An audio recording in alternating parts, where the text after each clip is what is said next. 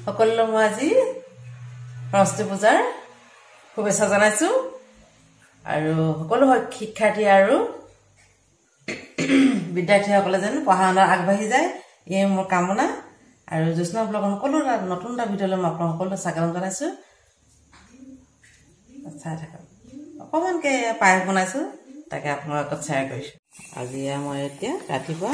সৰস্বতী পায়স কৰি আছো ৰাতিপুৱা গা মূৰ ধুই মই পায়স বনাবলৈ লৈ আছো পায়স বনাই আছো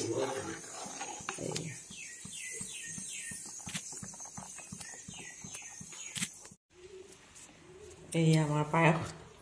ৰেডি হৈ গ'ল এই কিমান সুন্দৰ হৈছে সব সৰস্বতী পায়সখন আমি পায়সৰে সৰস্বতী পূজা কৰোঁ এনেকৈ এই পায়স ৰেডি হৈ গ'ল এতিয়া মই সৰস্বতী পায়স কেনেকৈ কৰিম তাক দেখুৱাম বাৰু এয়া মই এতিয়া পায়স বনাই লৈ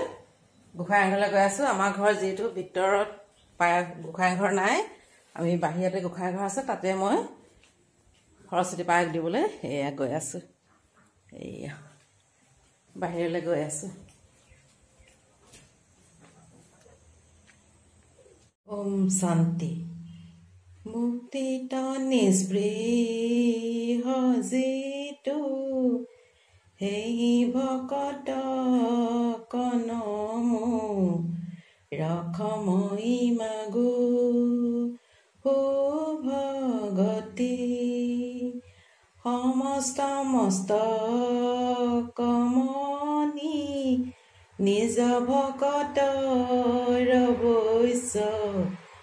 ভজো হেন দেৱ যদুপতি